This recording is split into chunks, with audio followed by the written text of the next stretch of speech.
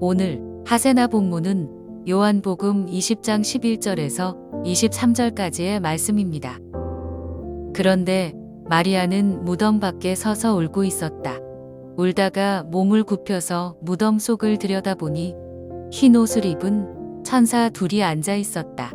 한 천사는 예수의 시신이 놓여있던 자리 머리맡에 있었고 다른 한 천사는 발치에 있었다.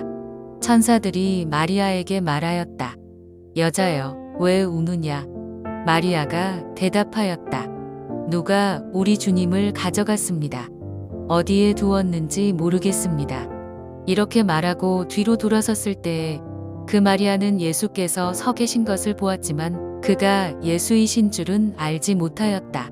예수께서 마리아에게 말씀하셨다. 여자여, 왜 울고 있느냐? 누구를 찾느냐? 마리아는 그가 동산지기인 줄 알고 여보세요. 당신이 그를 옮겨 놓았거든. 어디에다 두었는지를 내게 말해주세요. 내가 그를 모셔가겠습니다. 하고 말하였다. 예수께서 마리아야 하고 부르셨다. 마리아가 돌아서서 히브리 말로 라부니 하고 불렀다. 그것은 선생님 이라는 뜻이다. 예수께서 마리아에게 말씀하셨다. 내게 손을 대지 말아라. 내가 아직 아버지께로 올라가지 않았다. 이제 내 형제들에게로 가서 이르기를 내가 나의 아버지 곧 너희의 아버지 나의 하나님 곧 너희의 하나님께로 올라간다고 말하여라. 막달라 사람 마리아는 제자들에게 가서 자기가 주님을 보았다는 것과 주님께서 자기에게 이런 말씀을 하셨다는 것을 전하였다. 그날 곧 주간의 첫날 저녁에 제자들은 유대 사람들이 무서워서 문을 모두 닫아 걸고 있었다. 그때에 예수께서 와서 그들 가운데로 들어서셔서 너희에게 평화가 있기를 하고 인사말을 하셨다. 이 말씀을 하시고 나서 두 손과 옆구리를 그들에게 보여주셨다. 제자들은 주님을 보고 기뻐하였다. 예수께서 다시 그들에게 말씀하셨다. 너희에게 평화가 있기를 빈다. 아버지께서 나를 보내신 것 같이 나도 너희를 보낸다. 이렇게 말씀하신 다음에 그들에게 숨을 불어넣으시고 말씀하셨다.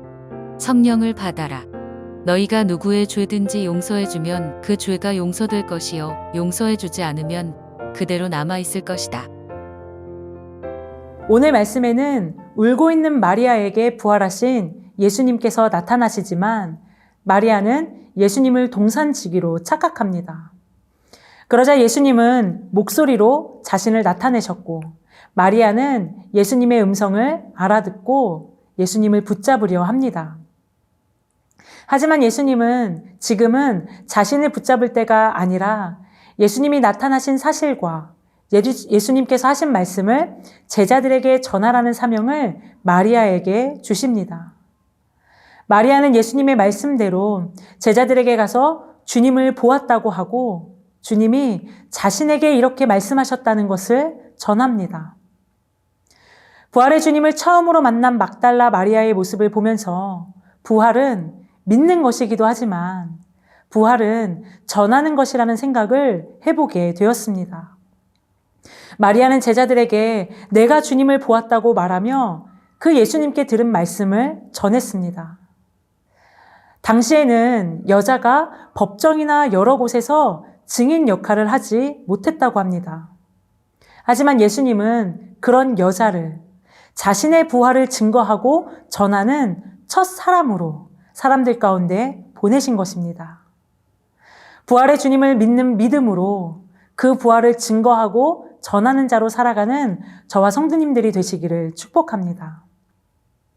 요한복음 14장 16절과 17절 이하의 말씀에서 예수님께서는 다른 보혜사이신 성령을 너희에게 보낼 것이며 내가 너희를 고아와 같이 버려두지 아니하고 너희에게로 다시 오며 너희가 나를 다시 볼 것이고 평안을 너희에게 주겠다고 말씀하셨습니다.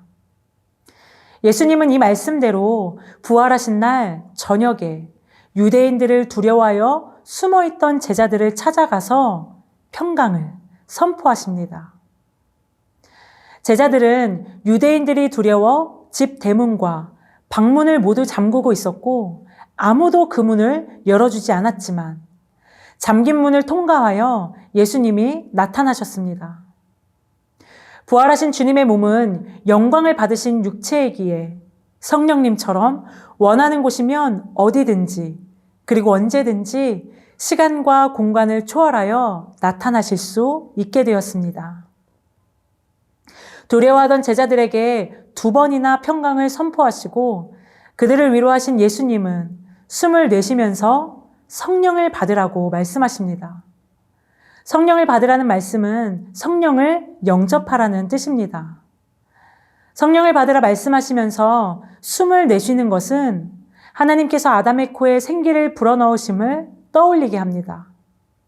또한 에스겔이 본 마른 뼈 환상에서 하나님이 오래전에 죽은 사람들에게 생기를 불어넣어 다시 살아나게 하신 그 일을 떠올리게 됩니다. 하나님이 천지를 창조하실 때 하나님의 숨결로 모든 생명이 시작된 것처럼 부활하신 예수님은 성령을 선물로 불어넣어 주시면서 새 생명으로 우리를 회복시키십니다. 예수님을 믿고 성령을 받은 사람은 성령의 생기로 사는 사람입니다. 또한 성령님이 주시는 힘과 새롭게 하심을 날마다 경험하는 사람입니다. 사랑하는 성도 여러분, 오늘 말씀을 통해 부활을 믿는 것에서만 머무는 것이 아니라 부활을 증거하는 자로 우리를 증인으로 부르셨다는 것을 기억하셨으면 좋겠습니다.